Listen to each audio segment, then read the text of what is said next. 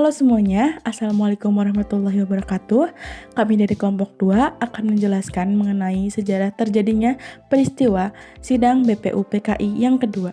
Sebelumnya, perkenalkan, nama saya Nisa Holisatul Maulida dan juga rekan-rekan saya ada Alfiatan Akbar, Muhammad Faiz, Raka, Melisa, Dali, Intan, Rahma, dan juga Siva. Tanpa basa-basi, mari kita lanjutkan ke pembahasan materi. Sidang BPUPKI yang kedua berlangsung pada tanggal 10 Juli 1945. Dibuka dengan laporan Soekarno selaku Ketua Panitia Kecil. Soekarno melaporkan dua hal penting. Yang pertama, hasil inventarisasi usul dan pendapat para anggota BPUPKI. Yang kedua, usaha mencari jalan tengah atas adanya perbedaan pandangan golongan Islam dan golongan nasionalis. Terdapat 32 persoalan yang diajukan dalam sidang BPUPKI kedua. Usulan tersebut disusun menjadi 9 kelompok. Kelompok yang paling banyak meminta agar kemerdekaan dilangsungkan sesegera mungkin. Kemudian Soekarno menyampaikan 3 usulan untuk BPUPKI. Setelah Soekarno selesai menyampaikan usulannya, sidang kemudian dilanjut dengan membahas agenda sidang kedua BPUPKI, yakni Rancangan Undang-Undang Dasar Negara, Bentuk Negara, Wilayah Negara dan Kewarganegaraan, lalu yang terakhir susunan pemerintahan, unitarisme, dan federalisme. Demi terselenggaranya pembahasan agenda sidang yang baik, maka BPUPKI membentuk 3 panitia, yakni Panitia Perancangan UUD dengan Ketua IR Soekarno, Panitia Pembelaan Tanah Air yang dipimpin Abi Kusno Cokro Suryo, dan Panitia Ekonomi dan Keuangan dipimpin oleh Muhammad Hatta. Panitia mulai bersidang pada 11 Juli 1945. Terdapat 3 hal yang dibahas oleh panitia tersebut, yakni terkait pernyataan kemerdekaan, Primbul atau pembukaan, dan Undang-Undang Dasar Negara. Panitia perancang UUD yang ditugaskan membahas masalah rancangan UUD 1945 membentuk panitia kecil yang diketuai oleh Profesor Dr. Mr. Supomo. Panitia yang menyajikan hasil sidang kedua BPUPKI sebelumnya diminta oleh Ketua BPUPKI, yakni Dr. Haji Manudyo Diningrat untuk mempertimbangkan rumusan Piagam Jakarta yang sebelumnya telah disepakati oleh Panitia 9 pada 22 Juni 1945.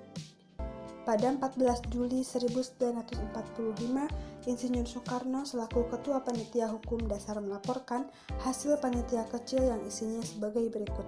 Pertama, pernyataan Indonesia Merdeka. Kedua, pembukaan Undang-Undang Dasar diambil dari Piagam Jakarta. Ketiga, batang tubuh yang kemudian disebut Undang-Undang Dasar.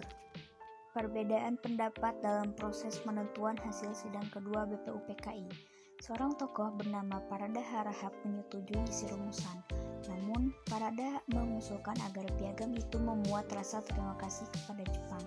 Sumitro Kolopaking juga menyetujui usulan tersebut. Kemudian, Sumitro meminta agar undang-undang memuat pasal tentang amandemen agar dapat diubah dan menyesuaikan kebutuhan.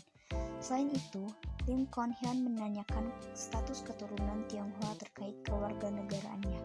Ia mempertanyakan apakah pihak-pihak tersebut juga memperoleh status kewarganegaraan seperti pribumi.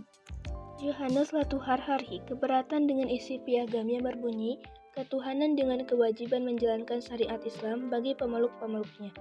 Ia berpendapat kalimat tersebut berdampak terhadap agama lain dan mengancam penganut adat istiadat. Berikut rumusan awal sebelum final. 1. Ketuhanan dengan kewajiban menjalankan syariat Islam bagi pemeluk-pemeluknya. 2. Kemanusiaan yang adil dan beradab. 3. Persatuan Indonesia. 4. Kerakyatan yang dipimpin oleh hikmat kebijaksanaan dalam permusyawaratan perwakilan. 5. Keadilan sosial bagi seluruh rakyat Indonesia. Kemudian Agus Salim pun menanggapi dengan memastikan bahwa masalah itu dapat diselesaikan. Penganut agama lain dihimbau tak perlu khawatir. Selanjutnya, Kiai Haji Wahid Hasyim memastikan pemaksaan syariat kepada penganut Islam tidak akan terjadi. Pasalnya ada prinsip permusyawaratan dalam rumusan dasar negara. Piagam Jakarta. Sebelum sidang BPUPKI kedua, Piagam Jakarta dihasilkan oleh Panitia 9 pada 22 Juli 1945. Panitia 9 merupakan panitia kecil yang dibentuk BPUPKI. Panitia 9 merumuskan kembali hasil sidang BPUPKI berupa sumbangan-sumbangan pemikiran para pembicara. Anggota Panitia 9 dianggap mewakili golongan kebangsaan dan golongan Islam. Panitia 9 terdiri dari ketua, yakni Soekarno sebagai ketua, dan anggotanya yakni Muhammad Hatta, Muhammad Yamin, Ahmad Subarjo, A.A. Maramis, Haji Agus Salim, Abi Kusno, Jokoro Sojoso, Kiai Haji Abdul Kahan Mujakir, dan Kiai Haji Wasid Hasim. Rumusan yang dinamai sebagai Piagam Jakarta atau Jakarta Charter memuat rumusan Pancasila, yakni 1. Ketuhanan dengan kewajiban menjalankan syariat Islam bagi pemeluk-pemeluknya. 2. Kemanusiaan yang adil dan beradab. 3. Persatuan Indonesia. 4. Kerakyatan yang dipimpin oleh hikmat kebijaksanaan dalam permusyawaratan perwakilan. 5. Keadilan sosial bagi seluruh rakyat Indonesia. Perbedaannya terletak pada kalimat ketuhanan dengan menjalankan syariat Islam bagi pemeluk-pemeluknya diganti menjadi ketuhanan yang Maha Esa. Perubahan ini disebabkan karena bangsa Indonesia memeluk agama yang beragam. Perumusan dasar negara juga berakhir di sidang BPUPKI kedua. Hasil akhir sidang kedua BPUPKI. Setelah melewati beberapa proses pembahasan, hasil sidang kedua BPUPKI pun ditetapkan pada tanggal 16 Juli 1945.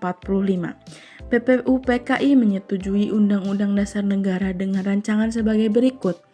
Pernyataan Indonesia Merdeka, pembukaan yang memuat Pancasila secara lengkap, batang tubuh Undang-Undang Dasar yang kemudian dinamakan Undang-Undang Dasar 1945.